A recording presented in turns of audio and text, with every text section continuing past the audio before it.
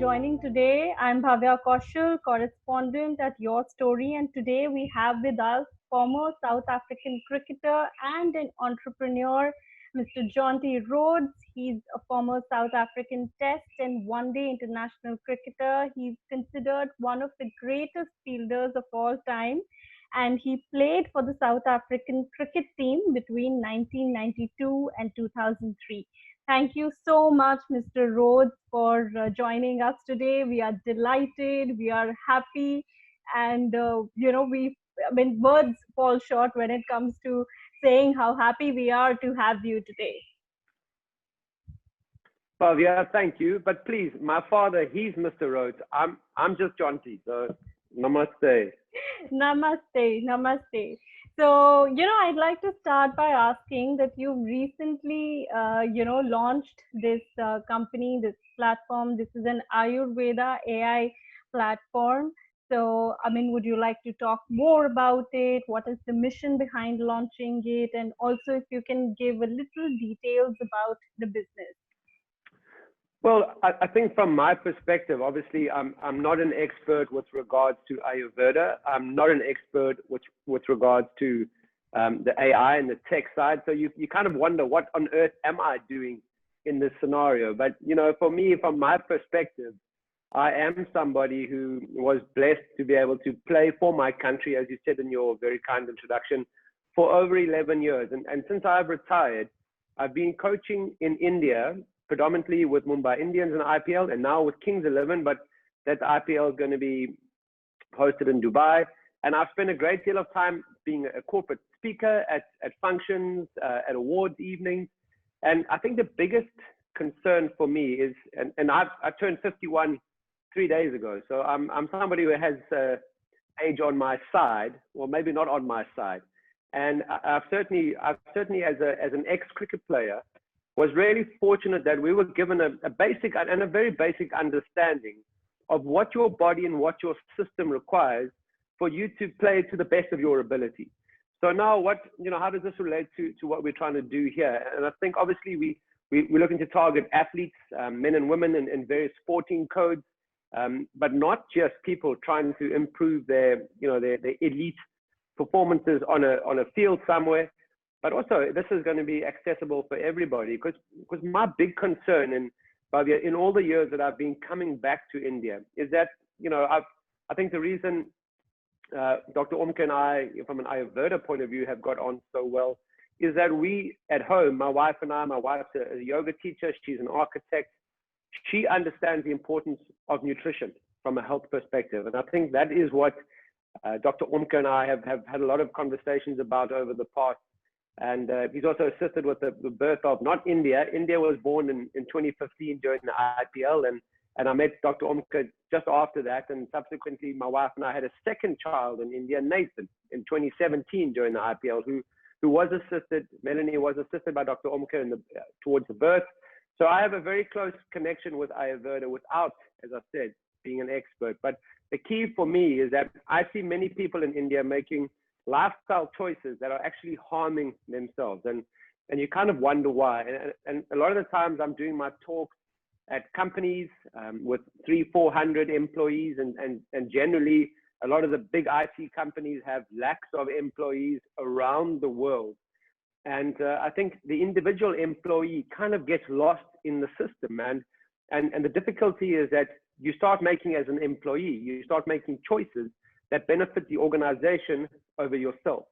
And my whole philosophy really is that, if you want to improve productivity of your staff and your employees, you really have to take cognizance of their mental and their physical. It's not just their physical health, but their mental health too. And I think that is where, with Ayurveda, with AI, because it's bringing a whole lot of different sciences together. It's bringing a whole lot of different experts together. And like we said, making it accessible, not just to the CEOs and the heads of various organizations, but to everybody who works in an organization, as well as sportsmen and women, elite club, people who want to improve their performance. And like I said, improving your performance is also about living your best life. And I think I am a pretty good example of that, in that the lifestyle choices that we make as a family. As I said, the nutrition is really important, but our activity, our exercise is not going to the gym and pushing iron and trying to look like a Bollywood star with a six pack and biceps. It's more about exercising. We have an incredible home in Cape Town with the ocean just in front of us. We have a mountain just behind my house. So we walk as a family. Our kids go on bicycles. We get in the ocean and we surf. It's small things that we can make a big difference. And that is the important. We're not trying to change everything in one single day, because I think we've certainly seen with this pandemic that's reached all of us on a global scale, is that we're all now talking about, we must improve our immunity, we must boost our immunity, we must, get ourselves stronger. And my concern is that it's too late and the beauty of Ayurveda is not about taking a pill and fixing the symptoms. It's about getting into the system and changing it holistically and making sure that we have a base and a foundation that we can fight anything, or hopefully most things that come our way. But we have to be prepared. And like I said, my background as a cricket player has certainly shown me that you can't just on the day of the game arrive and play your best cricket. You play your best cricket when you're prepared and prepared and prepared to such a high degree that come the game, you don't have to think too much. Your body just takes over. And I think that's where we need to get as a society, whatever country we're living in, we need to start taking care of ourselves from the inside and not worrying about what we look like on the outside. Right, right. So before I go on to the next question, belated happy birthday, and wish you all the happiness, luck, and long life. Thank you. So moving on, we know that you have visited India often, and we would love to have you anytime and every time whenever you come. But if you can talk a little bit about how when did you come in contact with Ayurveda, and how your relationship with when your relationship with Ayurveda started, and what has been the journey so far? Sure. I think with regards to Ayurveda, my wife she's a qualified architect. She's also a qualified yoga teacher. And as I said earlier, nutrition for her is very important. We don't have Ayurveda in South Africa. Now, her father's a medical doctor. He's a physician, and she actually studied medicine before she switched over to architecture. So we don't have Ayurveda in South Africa, but we have homeopathic and naturopathic medicine. So despite the fact that her father is a doctor, we don't like to take any medicine that we can't get from the homeopath. So with regard to Ayurveda, there was no homeopathic options in India, not many for us. So Ayurveda was something I had met Dr. Umka at a fitness and a health and fitness expo that was held in Mumbai. And he just spoke about, what he can do for athletes, men and women, and just changing one or two small things, because I think what we try and do as coaches, especially, we don't try and change an individual 100% in one thing. We look at 3 or 4 things that we can make a small difference, a small tweak that will give them a 2 or 3% difference in their performance. And you start adding up those. And that's for me what Ayurveda is all about. So my introduction to Ayurveda was with meeting Dr. Umka and just speaking about how athletes through also prevention is obviously better than cure, because it's so frustrating if you're a coach and you've suddenly got a whole bunch of players that you've been told are injured. They've been practicing well, but now they've picked up injuries, so they've got to rest for the next week or 4 days. And a lot of what we try and do is ensure that with this strong base through Ayurveda is that you have a base that prevents you picking up injuries. And that's the one thing. The second thing is that allows you to recover much faster if you do have a niggle or an injury that's been hampering your performance. So my introduction to Ayurveda was then enhanced drastically by the birth process. Dr. Omka, we actually had a water birth. You have to have a gynecologist with you. So we had a midwife and a gynecologist. But in the 2 weeks leading up to the birth of Nathan in 2017 in Mumbai, we spent every day with Dr. Omka because my wife was over 40. The doctor was, but it was her 4th child. So she's very fit and in good condition. And the babies obviously like to stay because she carries very comfortably, because she was now 2 weeks overdue And the gynecologist just said, as long as he's happy with the blood flow, and Dr. Omka certainly helped from that perspective. And especially for my wife being pregnant at that stage, she only wanted natural medicine, and Ayurveda, there was just, was the option that we reached out to Dr. Omka, and he was incredible. So since 2017, Dr. Omka and I have been really good friends. He's godfather of Nathan, and from 2017, and also now a business partner. So yes, we really are well linked with regards to Ayurveda. Melanie and myself in South Africa, and Dr. Omka in India. Wonderful, wonderful. It would have been great to meet you, but we are living in very unprecedented times, and COVID-19 has changed a lot of things, in the way people communicate, in the way people interact. And COVID-19 has also played a very big role in making people realize the importance of health and, immunity that you just spoke about. And we've also seen that how, in the wake of the coronavirus pandemic, Ayurveda has almost become like a buzzword, because, everybody's now talking about kitchen science, everybody's talking about becoming healthier and all these things. So, do you think that COVID-19 has played a big role in making people realize the importance of Ayurveda and keeping fit? Well, the interesting thing was we were due to launch now anyway, despite the fact, and not waiting for a pandemic like COVID to come in and sort of help us with marketing. So we were due and had been putting steps in place, linking up with the AI company and then getting ready in the back system. And so from that point of view, what we have seen with COVID-19 is that people are suddenly realizing that, hold on, this going to the doctor to take a pill is not going to help me in the long run. I mean, people are on ventilators in a hospital and they are actually succumbing to COVID-19. So the best medicine in the world can't always help you if your system internally is failing. So with regard to Ayurveda, I mean, obviously you can now have an online meeting with a doctor. You don't have to physically go into the doctor's rooms. And I think that's, and possibly, it's always interesting for me is that having toured India as a cricket player in 1993, India was very much a closed economy there. It wasn't very open, and all the products, there were no shopping malls and high design and different brands from international brands that you could buy. And up until the changes now, where everything has become very accessible to the markets in India. And my sad sort of realization is that many Indians kind of look to the West and go, wow, that's what we must aspire to be like, or to wear, or to dress like, or to eat, and it's difficult when there's vegetarians, not too many in the West.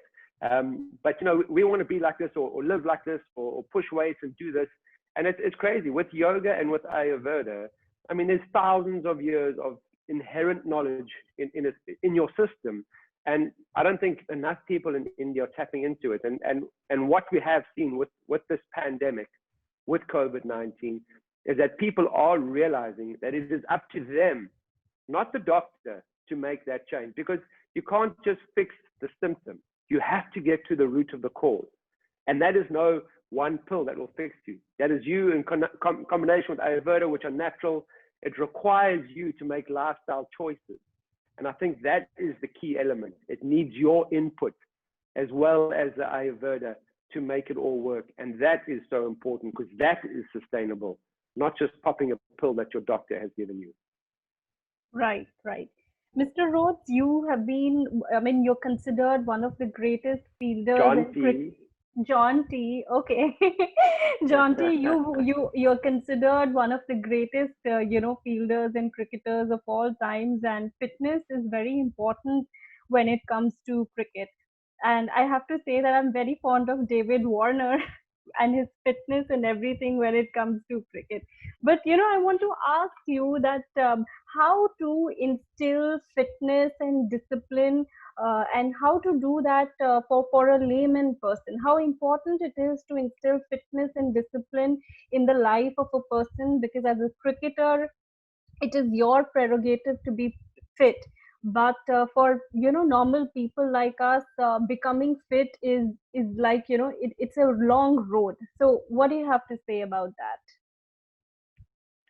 Well, I think it is important, and like you rightly mentioned, with not just David Warner, but you look at the Indian cricket team now; they've become great athletes, and you think of a fielding team as a whole. The Indian team are really strong in the field because first and foremost, they are much better athletes, and that's obviously Dhoni had a hand in starting that, but Virat Kohli has been ruthless with regards to selection. If the players are not fit enough, that he believes they can't keep up to the required standard of fitness, and they have a basic level that they have to pass. We've seen Raidu, Suresh Raina. These guys have actually failed fitness tests and been left out of the team. So you're right, as a professional athlete, you are expected to look after yourself, and you're given all the opportunity. You have a fitness trainer, you have physiotherapists, you have a masseuse, you've got a nutritionist. So there really is no excuse. But you and I don't have a body that's required to be running all day or hitting cricket balls all day. I need to be active as a fielding coach because I still do like to test the players and make sure that their reactions are good. And the only way I can do that is have high intensity as a coach myself and not be slow and pedantic around the field. So what can you and I do differently? And firstly, it's just choices, really. I think from a point of view is, can you get outside and exercise for 10 to 15 minutes a day? I mean, we don't have monsoons in South Africa. We don't have extreme summers where it's incredibly difficult to actually leave a house because you're thinking, how am I going to survive without the AC? Or it's freezing cold in Delhi and you don't want to leave the house because you're going to freeze to death outside. So, it's easy to make excuses on what not to do. But the key with me, from a choices point of view, because I have seen so many people sign up for a gym contract. The 1st of January, they make all these fantastic New Year's resolutions. And by the 3rd week of January, the gym equipment or the gym clothing is lying in the bottom of the cupboard and they haven't been back to the gym. With COVID now, you can't. So there are online gyms, obviously, that you can access and do training programs. But it's too easy for us to make excuses, especially when a cup of tea is served to us in India. We always get a cookie. There's always a biscuit with a cup of tea. So, you don't have to eat that. If you want to work, if you're working in a corporate environment, and we do go back to work, I know many people are still locked down around the world. Instead of taking the elevator or the lift to the first floor, walk up the stairs. It's that simple. It's the choices that change. As I said, as a fielding coach, I'm not looking to change one thing 100%. I'm looking to change 5 or 6 things, maybe 3 or 4%. And suddenly I've got a 20% improvement in my health without it feeling like it's a diet or a training regime. So I think from that point of view, and there's enough information on the internet. I mean, we are at an age now where for us to say we didn't know, we don't understand, we don't know how, it really is just it's a lame excuse. We're being a little bit lazy. So it's what works. And for me as an older man, what works differently for a woman from a makeup point of view, I can't say this is the way you have to train, this is what you have to eat. All of us are slightly different. And I think that, again, is the beauty of Ayurveda. You do a synopsis, you do a real mapping of your system and what, from a physical point of view, from a diet point of view, from a herbs point of view, is going to have the best results for your system, which is so unique. And that's the beauty of who you are. You can't train like somebody else and think, oh, I'm going to be like Virat Kohli with my 6-packs and tattoos, or Hardik Pandya. These guys, their makeup is their makeup. Your makeup, my makeup is totally different. And the beauty of Ayurveda is that it identifies and it maps your system and what it requires. Right. Thank you. Thank you. Over the years, how has the idea of fitness, evolved? Because when you are a cricketer, there is, like you said, that, there are different expectations of fitness that, the world has from you. But now, when you left, you left cricket a long time back and you are also into other activities. And also, I'm sure that there's a lot of influence of yoga on you. So how has the journey of fitness evolved and how has the journey matured for you? I think what has matured for me is that just understanding that nature, wherever you are, a hotel room, anywhere can be utilized to keep yourself in shape one way or the other. You really don't have to be subjected to a hard training weight session or an hour of sweating on the bicycle. It's a complete makeover that your entire system requires. So it's about nutrition for me. It's certainly something that I never really had to worry about as a cricket player because I was so busy. I never gained weight. I was a hockey player and a cricket player. So throughout the year, I was just burning calories and never had to consider what I was eating. I had a lot of energy. So I must have been eating fairly correctly because I never really ran out of energy in the day. So my consumption, my nutrition must have been fairly healthy just automatically.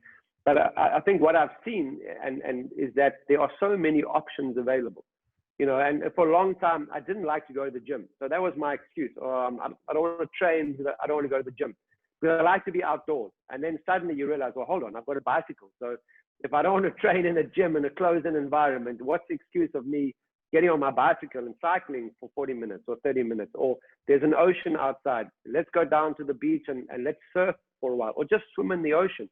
So swimming is such great exercise, and especially in an ocean where there's always constant movement of the waves, and it just puts you under a bit of pressure, obviously, if you can swim, firstly.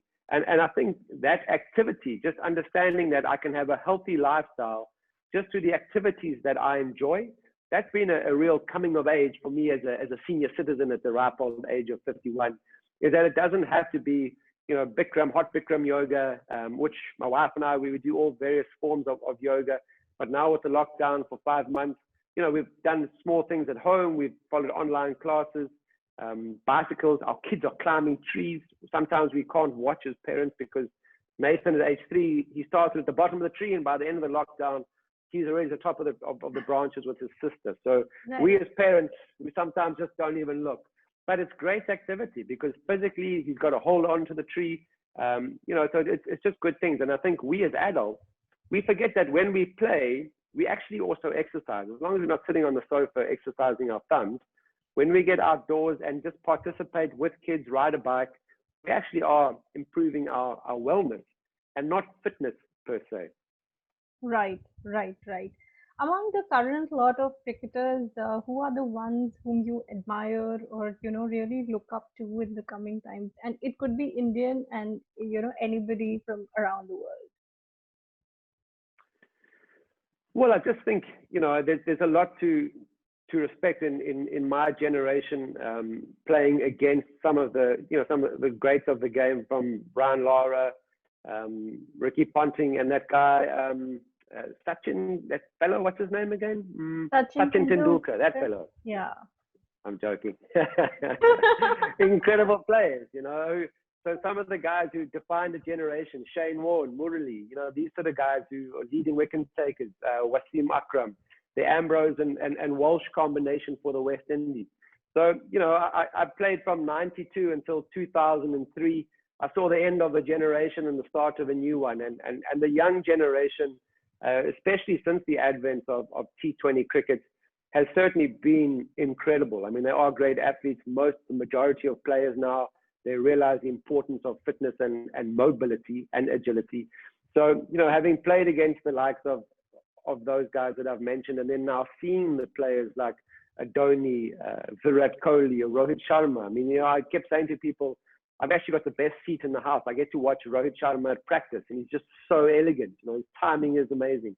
So in South Africa, we've obviously, AB de Villiers has been a standout player for us for a long time. Hashim Amla, who initially was dropped because of this big backlift, and everyone said, oh, he's too much like an Asian player. Well, he is an Asian player, and he's not going to be successful in South Africa. And Hash just came back stronger and stronger. So, I've been fortunate enough to have played against and with some of the greatest players. And now as a coach, I get to see a lot of them still. Sometimes when they're playing against us, like a Chris Gayle and AB de Villiers, or Virat Kohli and AB de Villiers for RCB, where they've bashed you around, you don't respect them that much anymore. You start getting a bit irritated. But I really have been blessed. I've had the best seat in the house to see how the game of cricket has evolved over the last 15 years. Right. And what are your plans, with respect to this, with respect to VR wellness? What are your plans? What are the things that you're really looking forward to in the coming times? Well, I think obviously from a marketing point of view, we need to let people know that we are around, and Dr. Omka would be the right person to talk to with regard to what we specifically can offer. But I think what we've done some work with players in the past and athletes, men and women, and what we've seen has been the endurance, the ability to recover quickly, and with totally natural products. So the key for me is this. This is accessible for everybody, and everybody it can benefit. We do know that Ayurveda was mentioned 5,000 years ago, and if it's still around, it obviously means that it has that sustainability. Obviously means that it really is authentic. So we're just trying to make sure that what we have available is accessible to everybody, and you can live your best life, whether you are, as I said, an athlete trying to improve your performance by 1 second or 1 millimeter. Or someone working in a corporate environment, that you want to be able to make sure that you are strong and healthy for your family in the years to come, because you too often see people they have aspirations to go far in a business or a company, and by the time they get to 40 and they get to management status, they suddenly don't have anything left in their system because they're totally depleted. So that's what I want to see. I want to see people living their best life, whether you're an athlete, working in a corporate environment, self-employed.